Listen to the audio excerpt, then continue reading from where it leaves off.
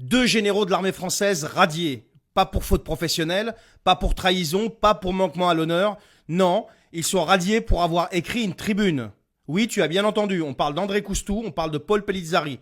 2 anciens hauts gradés de l'armée de terre française viennent d'être dégagés par décret présidentiel signé par Emmanuel Macron lui-même, qui n'a jamais fait son service militaire. Juste, je dis ça comme ça. Motif officiel, manquement au devoir de réserve. Juste parce qu'ils ont osé dire ce qu'ils pensaient du déclin de ce pays dont il est responsable. Et ça, c'est devenu interdit. Donc, pour comprendre un petit peu de quoi on parle, pour ceux qui n'ont pas suivi l'affaire, on retourne en 2021. Les 2 généraux donc co-signent une tribune avec d'autres militaires. Elle est publiée par Valeurs Actuelles et relayée par le collectif Place d'Armes. Le texte parle de délitement, de menaces internes, de l'insécurité galopante et de l'abandon des quartiers. Ça, c'est ce qu'il y a dans le texte. Et ils vont encore plus loin, ils évoquent également à demi-mot le rôle de l'armée dans la sauvegarde de la nation si le pouvoir politique venait à faillir. Et là, mais qu'est-ce qu'ils n'ont pas dit? Scandale immédiat, les ministres s'indignent, les plateaux télé s'enflamment, l'institution militaire lance une enquête disciplinaire. Et vu qu'on est en France et que tout prend du temps, comme d'habitude, eh bien c'est seulement en avril 2025, donc 4 ans plus tard, que la sentence tombe. Radiation pure et simple. Les 2 hommes sont rayés de la 2e section. Ça veut dire quoi? Ça veut dire qu'ils ne sont plus mobilisables en cas de crise. Et surtout, ils sont punis juste pour avoir parlé. Mais attends, on parle de quoi là? On parle de généraux à la retraite. On parle d'hommes qui ont servi la France, qui ont risqué leur vie à plusieurs reprises, qui ont commandé des unités entières. Et ils sont sanctionnés parce qu'ils ont écrit un texte d'analyse de ce qu'ils pensaient de la situation. On est sérieux là ou quoi? Alors qu'à côté de ça, t'as des élus, des syndicalistes, des activistes qui appellent à la désobéissance civile, au chaos, à la haine. Et là, rien, que dalle, parce que le pouvoir se cague dessus devant ces gens-là. Parce que les généraux, eux, c'est des gens qui sont respectueux, ils ripostent pas. Alors que les autres, ils leur foutraient un bordel sans nom dans la rue. C'est ça? Pas de radiation, pas de sanction, pas de rappel à l'ordre, que dalle, rien. Pas de dissolution de parti, rien. Et c'est là que tu comprends tout en fait.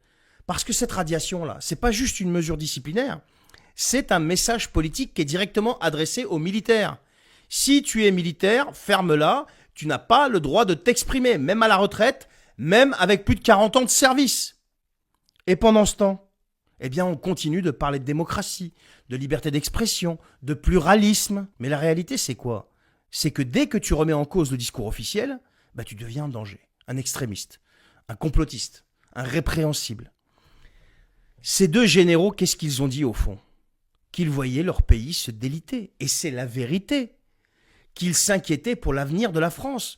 Et qui ne s'inquiète pas aujourd'hui? Quel cerveau normalement constitué ne s'inquiète pas aujourd'hui pour l'avenir de ce pays? Et eux, en tant que militaires, bah, ils se sentaient encore investis d'un devoir de vigilance. Mais qu'est-ce qu'il y a de mal à ça?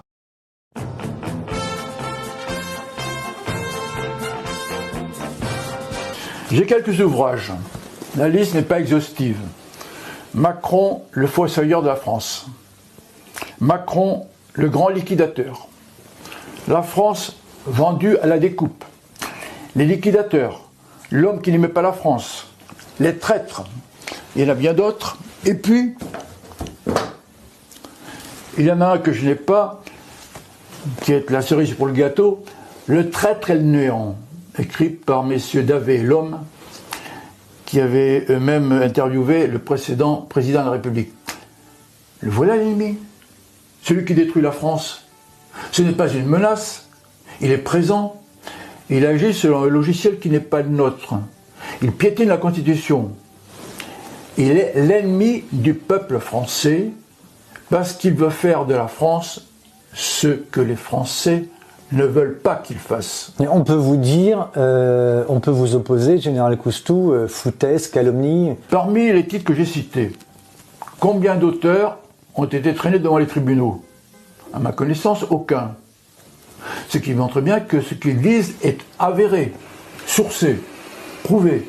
Je ne suis pas écrivain, je ne suis pas journaliste d'investigation. Ça me suffit. L'ennemi pour vous n'est pas Poutine, mais Emmanuel Macron. Absolument. Je signe et je leur demande. C'est lui qui détruit la France. Qu'est-ce qui vend en France aujourd'hui? L'armée est chargé de défendre le peuple français, la France et le peuple. Je suis président d'honneur de Place d'Armes, qui a pour raison sociale d'entretenir le lien entre l'armée et la nation. Qu'est-ce qui va bien en France aujourd'hui? Hormis peut-être encore un peu l'armée, qui est échantillonnaire, ce n'est pas moi qui le dis, est-ce que l'hôpital va bien? La santé, l'agriculture, l'industrie, que sais-je encore? Depuis que M. Macron est au pouvoir, qu'a-t-il fait pour redresser la France? C'est lui qui l'a détruit. Il n'y a pas besoin de M. Poutine. Voilà, donc j'affirme que c'est lui, le liquidateur, le destructeur de la France. C'est lui qui devrait partir s'il avait un peu d'honneur. Mais c'est un mot qui doit être absent de son vocabulaire. Pour son discours, pour revenir, Général Coustou, sur le discours d'Emmanuel Macron le 27 février, je crois, dans lequel il suggérait, il envisageait en tout cas l'envoi de troupes au sol en Ukraine. Pour quelles raisons militaires, s'il en existe, vous allez sans doute me dire que oui, pour quelles raisons militaires cet engagement est-il une folie? Bien, d'abord, nous n'avons pas les moyens. C'est trop officiel. En guerre de haute intensité, l'armée française serait capable de tenir pendant 3 jours sur un front de 80 km. Oui, c'est ce que dit un rapport parlementaire. Ça, c'est clair. Nous n'avons pas les moyens. Alors, d'ailleurs, on voit bien toutes les difficultés que l'OTAN a à contenir cette avance russe. Nous qui devions la balayer d'un revers de main, nous avons toutes les peines du monde.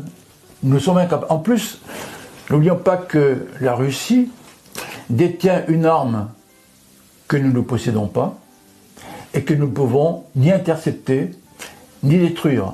C'est la fameuse arme hypersonique. Il ne faut pas oublier que, à une seule frappe, une seule bordée, disons, la Russie serait capable d'envoyer par le fond tous les porte-avions américains. Nous ne faisons pas le poids à l'heure actuelle face à la Russie.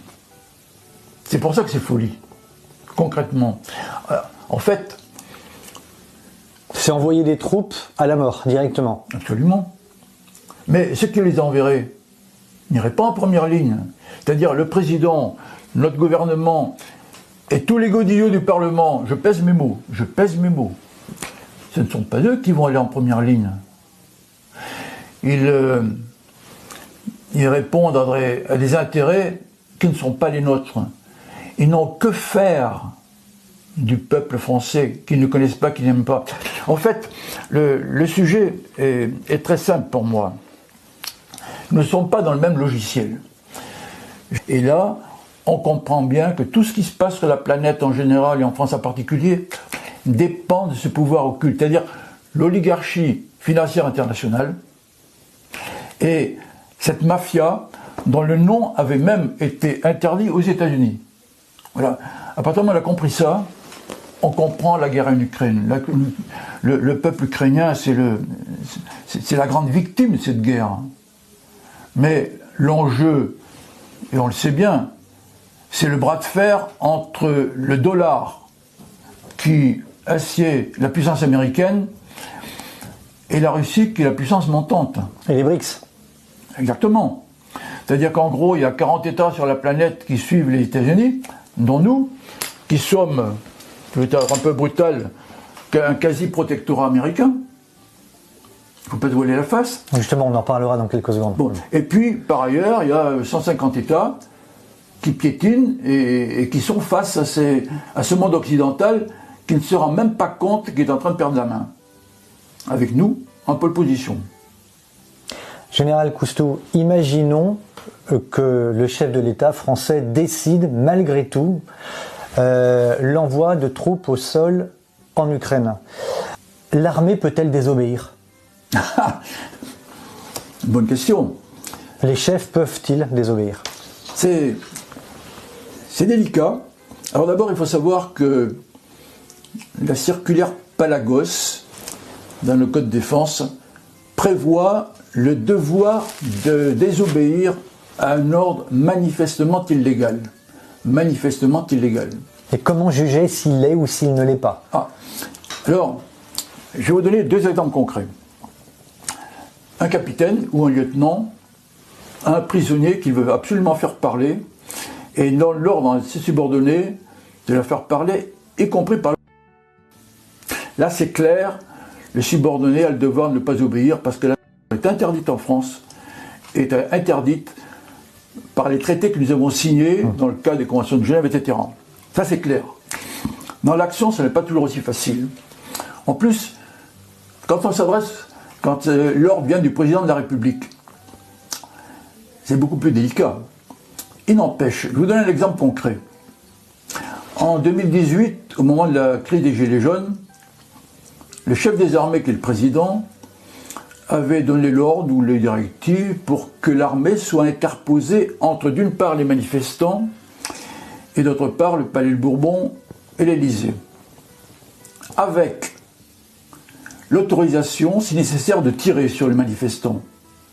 Gravissime. Alors, ce que je sais de source sûre, c'est que le commandement ne l'a peut-être pas fait de façon brutale, avec un peu de diplomatie, il a fait comprendre au président qu'il ne tirerait pas sur la foule. Ce que je veux dire, c'est que la légalité, elle est celle des textes, elle est celle aussi de la situation du moment. L'armée française n'est pas là pour tirer sur le peuple, elle est là pour le défendre. Elle n'est pas là pour tirer sur le peuple, pour défendre le président, elle est là pour défendre le peuple. Voilà. Alors, la légalité, donc, c'est quelque chose qui se discute, il y a des cas de jurisprudence, mais le soldat a le pouvoir de désobéir. Je citerai quelqu'un qui est indiscuté, le maréchal Lyautey. Le maréchal Lyautey avait dit que l'indiscipline est la marque des grands chefs. Ce qui veut dire que dans certaines circonstances, le chef est en mesure d'apprécier en conscience s'il doit ou pas obéir. Question délicate, qui n'est pas régie par les textes d'une manière rigoureuse. Mais nous ne sommes pas des machines, nous ne sommes pas des robots, nous sommes des êtres humains. Et nous avons, nos chefs, que je ne suis plus aujourd'hui, l'immense responsabilité de la vie de notre subordonné. Donc tout cela nous amène à nous sacrifier s'il le faut pour remplir la mission, mais pas au prix de n'importe quoi. Donc la légalité, elle rejoint la notion de légitimité. Existe-t-il d'autres exemples, Général Coustou, des exemples publics, officiels, démontrant que l'armée française s'est déjà opposée à un ordre du chef de l'État? Celui-là, déjà pas mal. Je sais qu'il y a des unités, par exemple, de gendarmerie, qui ont baissé le bouclier, à Nice en particulier, car ils avaient reçu l'ordre d'intervenir face à une foule qui était pacifique. Et le responsable, qui a d'ailleurs eu les félicitations de hiérarchie, a refusé de charger le peuple. Bon, sinon, des exemples, il y en a dans l'histoire. Mais, enfin, on a connu dans l'histoire des exemples où l'armée a chargé. Aujourd'hui, je pense que ça ne se ferait plus. Alors, récemment, on a parlé de ce qui s'est passé en mer Rouge. Bon, c'est un peu difficile. Vous pouvez rappeler les faits, général? Bon, alors, il y a des je ne sais pas comment on peut les appeler, des rebelles qui, à partir du Yémen, tirent sur les bateaux qui alimentent Israël au motif qu'ils sont la voix du Hamas et que c'est pour venger le Hamas qu'ils agissent de telle manière. Alors on a dit que l'état-major français avait refusé de tirer sur ces rebelles. En fait, il y a différentes explications. Celle qui me paraît la plus plausible, que j'ai eu quand même d'une source assurée, c'est que le président lui-même a été convaincu de ne pas agresser ces rebelles en étant à côté des États-Unis, mais non dans leur sillage pour l'action, parce que cela pouvait être la mèche qui allumait le feu dans nos banlieues. Hypothèse plausible. Sachant par ailleurs que nous alimentons Gaza un matériel de santé par exemple. Donc il ne faut pas être trop manichéen. Donc cet apparent refus d'obéir n'est peut-être qu'une explication de façade qui a consisté sur le fond à convaincre le président de ne pas agir ainsi, mais lui-même, je pense, est conscient des risques de contagion de la colère de ces rebelles. Alors ma question est la suivante. Un jour noir, l'autre jour blanc. Pensez-vous que cette posture ou la confusion permanente entretenue participe à aggraver le discrédit de la France à l'étranger ? Est-ce qu'on peut encore aggraver le discrédit de la France à l'étranger ? On pourrait aussi évoquer sa déclaration en Suède au sujet de l'européanisation de la dissuasion nucléaire française. Hein, là encore, alors, je crois qu'aujourd'hui, la France est complètement discréditée. D'ailleurs, le ministère des Affaires étrangères proclame encore que la France a une politique étrangère ambivalente. Ce qui a fait sursauter mon avocat, avec qui j'ai adressé le 20 novembre dernier une lettre ouverte au président de la République, maître Fabrice Bonnard, parce que lui est un spécialiste du droit international. Nous l'avions interviewé d'ailleurs. Oui, alors comment voulez-vous que nous soyons crédibles si c'est une fois blanc, une fois noir? Mais ça, c'est officiellement déclaré par un ministère. Est-ce que ça pourrait faire, Général Coustou, est-ce que ça pourrait faire partie d'une stratégie de jouer au chaud et au froid en permanence? J'en reviens à ce que j'évoquais tout à l'heure. Nous n'avons pas le même logiciel. Nous n'avons pas le même référentiel de raisonnement. Pour ces gens-là, la vie n'a pas de valeur. Ils n'en ont rien à faire.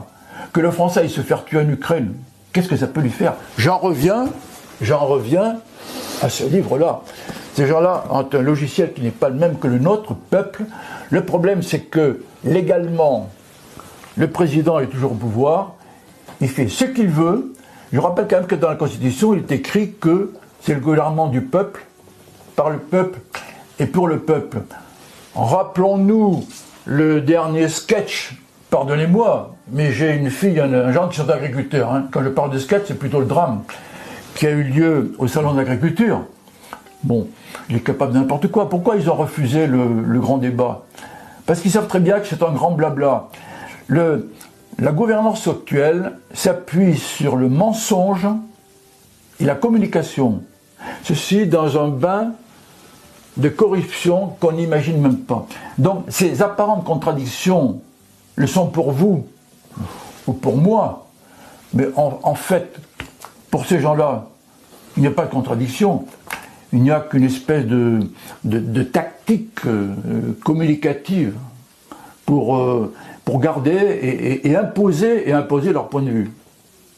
Dans une lettre rendue publique que l'on trouve sur Place d'Armes, vous écrivez, je vous cite, le 24 février 2022, début de la guerre entre l'Ukraine et la Russie. L'Ukraine n'est pas un pays de l'Union européenne, c'est ce que vous écrivez, oui, ni un membre de l'OTAN et n'a aucun accord de défense avec la France. Celle-là n'a pas non plus d'intérêts vitaux en Ukraine. oui. Il eût été pertinent de se poser la question de savoir si la France devait intervenir. Alors, j'ai envie de revenir à ma question un petit peu du départ, du début, Général Coustou. Pourquoi, à la lecture de votre lettre, s'oppose-t-il un problème lié à la légalité? Bien, une fois de plus, la décision du président n'incombe que lui. Le Parlement a été totalement ignoré. Il ne s'est pas prononcé. Maintenant, Il n'a pas été consulté d'ailleurs. oui, mais maintenant, on entend qu'il veut consulter le Parlement devant le tollé de la dernière déclaration concernant l'engagement de nos troupes en Ukraine. Bon, pourquoi? Parce qu'il se rend bien compte que quand même, il faut ménager la chèvre et le chou. Hein. En fait, cet engagement en Ukraine, la Russie n'est pas notre ennemi. L'Ukraine est un pays avec qui nous avions des relations ordinaires. Nos intérêts vitaux n'étaient absolument pas engagés dans ce pays. Nous n'avons rien à faire là-bas d'un strict point de vue légal. C'est un choix politique. c'est un choix politique qui n'engage le président. Mais dans le papier que vous évoquez... dans votre lettre? Oui, vous pourriez évoquer, lire les deux dernières lignes. Qui veut mourir pour l'Ukraine? Ça, c'est la vraie question de la légalité, parce que c'est le peuple qui est souverain. Dans la Constitution, article 3, la souveraineté nationale appartient au peuple. Est-ce que le peuple a envie de mourir pour l'Ukraine ou en Ukraine? J'aimerais qu'on pose la question, en particulier à nos soldats. Les soldats, ils veulent bien donner leur vie pour la France. Moi, je me suis engagé à Saint-Cyr pour ça. Je savais quelle était la règle du jeu. Mais nous ne sommes pas des mercenaires. Moi, j'ai toujours obéi au ministre, au président, à la République, mais j'ai servi la France. J'ai servi la France. Donc, je ne vois pas au motif de quoi nous irions mourir en Ukraine, sauf que, une fois de plus, le président décide seul, il a tous les pouvoirs et il en abuse. La légalité, elle est dans la volonté du peuple. Or, je rappelle quand même que sous le règne de notre président Sarkozy, il y a eu un référendum auquel le peuple a dit non à un transfert de souveraineté à l'Union européenne. Sur lequel il est passé. Et ensuite, traité de Lisbonne. On a abouti au traité de Lisbonne, dont Valéry Giscard d'Estaing, ancien président de la République, avait dit qu'à quelques virgules près, c'était la même chose. Et là, nos représentants, puisque le peuple exerce sa souveraineté soit par référendum, soit par ses représentants, on dit oui. C'est-à-dire que les représentants du peuple ont trahi le peuple. Eh bien, le président continue de trahir. Ce qui d'ailleurs entraîne le fait que le régime devient putatif en droit strict. Je ne suis pas un juriste, hein, mais à partir du moment où nos représentants trahissent le peuple, nos gouvernants n'ont plus de légitimité. Est-ce que le début de nos ennuis, si je puis dire, et du discrédit profond de la France dont vous parliez tout à l'heure, ne vient-il pas de 2009, le jour où Nicolas Sarkozy a décidé de réintroduire la France dans le commandement de l'OTAN, et mettant fin justement à la décision de De Gaulle en 1966. Je ne connais pas bien tout le fonctionnement interne de l'OTAN, mais ce que je crois savoir, c'est que même par cette réintégration, la France conserve le pouvoir de décision d'engager ou pas ses forces. Simplement, il faut que nous soyons compatibles s'il y avait à intervenir, parce que c'est quand même une organisation dans laquelle nous en sommes impliqués, avec des pays alliés. Bon, alors alliés contre qui? Ça, c'est notre problème. Hein. Est-ce que l'OTAN doit perdurer? C'est encore un autre problème. On demande pourquoi. Sauf que l'OTAN est le bras armé des États-Unis, il faut être clair. Donc c'était la décision à ne pas prendre, Général Cousteau? C'est plus complexe que ça. C'est une façon de se vassaliser un petit peu plus vis-à-vis des États-Unis. Ça n'engage que moi. Hein. En tout cas, de mettre potentiellement notre dissuasion nucléaire entre les mains des Américains. Non. Alors là, il faut être clair, parmi les 5 pays qui ont un siège de membre permanent au Conseil de sécurité de l'ONU, États-Unis, Russie, Chine, Royaume-Uni et nous avons encore la clé de notre dissuasion. Le Royaume-Uni n'a pas la clé, c'est-à-dire que le Royaume-Uni ne peut utiliser sa dissuasion nucléaire qu'avec le feu vert des États-Unis. Donc ça reste national. Nous sommes encore souverains. C'est un danger, compte tenu du danger que représente et que vous dénoncez Emmanuel Macron au pouvoir aujourd'hui? Alors, il faut faire attention à ce qu'on dit, parce que mettre en cause la dissuasion, c'est déjà la moindre. Bon, il y a quand même tout un protocole. Il a avec lui un officier qui le suit avec les codes. C'est-à-dire que s'il a le pouvoir de décision en dernier ressort, avant d'appuyer sur le bouton, il y a quand même plutôt un processus. Il y a des gens qui vont peut-être pas se barrer, se mettre en travers de sa route, mais qui vont le conseiller, appeler son attention sur les avantages et les inconvénients d'une telle décision. Il pourrait désobéir. Il pourrait. pourrait. La dissuasion, on veut qu'on reste flou sur le sujet. Hein, encore qu'on a un président, que j'ai cité tout à l'heure, qui avait dit que s'il avait eu le faire, il ne l'aurait pas fait. C'est que c'est une faute grave. Même à posteriori. Voilà, donc là encore, c'est la gesticulation. On a vu en Suède, il a parlé d'une façon libre, et à la fin, il a lu son texte. Bon, parce qu'il sait très bien quand même que c'est un sujet délicat. Mais la dissuasion, elle est française.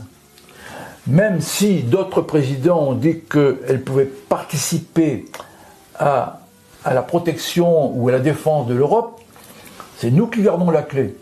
Et il n'y a aucune raison pour qu'on engage notre dissuasion nucléaire pour protéger les intérêts vitaux de la Suède ou d'un autre pays de l'OTAN. En revanche, pour les nôtres, oui. Sauf que les nôtres, on ne les définit pas précisément. Ça fait encore partie de la dissuasion. Voilà, donc, moi je ne crois pas. C'est la dissuasion, vous en connaissez le principe, si elle était mise en œuvre, les dégâts seraient tels pour les deux parties qu'aucune des deux parties n'a intérêt à ce que ça se produise. Si on était vitrifié par quelque pays que ce soit, on aurait la possibilité de le handicaper de telle manière qu'ensuite il soit complètement impuissant face à un troisième larron. Moi je crois que les hommes seront assez raisonnables pour ne pas aller jusque-là.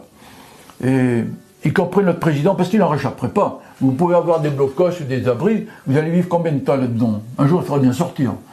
Donc là il faut être vraiment très réaliste. Moi je ne crois pas à une vitrification. On a donné au président Poutine d'avoir brandi la menace de dissuasion. Ce n'est pas lui qui l'a fait. Alors, quand on parle de ce sujet, ben lui, en termes de gesticulation, il répond sur le même sujet. Mais il n'a jamais menacé l'Europe de nous vitrifier. En tout cas, il ne l'a jamais fait en premier. Mmh. Ce sera ma dernière question, Général Coustou. Actuellement, au moins 20 000 soldats participent aux portes de la Russie à un exercice militaire. Certains y voient une mesure de prudence, compte tenu du danger que représenterait, ou que représente, disent-ils, la Russie de Vladimir Poutine. D'autres y voient au contraire une provocation déguisée de l'OTAN. Quelle est votre analyse sur ce point? L'OTAN ne travaille pas pour nous. Nous avons déjà de graves difficultés de recrutement et de personnel dans notre armée. Je vous donne un exemple. En 2023, l'armée de terre a manqué de 2000 soldats. Il y a une hémorragie au niveau des cadres, parmi les colonels. Oui, il y a énormément de départs. Je vous donne un exemple concret. Un officier me disait tout récemment, il manquerait 150 colonels dans l'armée d'ici à l'été. Je ne connais pas le chiffre exact. Alors, quand on fait une manœuvre de gesticulation au port de la Russie, c'est encore de la gesticulation otanienne. Alors, c'est de la provocation? Oui, quelque part, mais je crois que ça fait partie du jeu. C'est pas nouveau, hein. On parle de manipulation, c'est pas nouveau, ça fait partie de la guerre. On brandit la menace, mais je ne crois pas qu'on ira aussi loin qu'on pourrait le craindre. Est-ce que vous pensez que M. Poutine a envie de venir se baigner les pieds dans l'Atlantique ou dans la Manche, en envahissant le Liechtenstein et la France? Il n'a pas besoin de ça. Il suffit de regarder une carte de géographie. Bon, donc tout ça, pour moi, ça fait partie de la gesticulation. Et puis... Vous n'y croyez pas, donc vous n'y croyez pas du tout. Non, il faut bien voir aussi que, vis-à-vis de ceux qui financent, l'OTAN et nos gouvernants ont besoin de montrer quand même qu'il se passe des choses. Mais aujourd'hui, qui peut raisonnablement penser que l'Ukraine va gagner face à la Russie? Irréaliste. Non, mais il y en a encore qui le clament, qui le proclament. Réaliste. Donc ces manœuvres, comme bien d'autres, pour moi, ne sont que de la gesticulation que je qualifierais de normale. Voilà. Mais il y a quand même un mot que je voudrais, enfin je ne sais pas si c'est le mot pour la fin, mais moi je vais vous le dire. J'ai avalé un certain nombre de couleuvres moi-même. Lorsque vous étiez en activité. À une époque, comme disait la menace est à l'Est. C'est l'Union soviétique, le pacte de Varsovie, le bloc communiste. Et on nous sereignait les oreilles tous les jours. Donc la France, je crois qu'elle redeviendra ce phare de l'humanité que jamais elle n'aurait dû cesser d'être. C'est ma conviction. Alors pour ceux qui nous taxent de faire du blabla, des logorées et des discours, l'action il y en a. Venez me voir, j'embauche. Voilà ce que je peux vous dire, mon cher.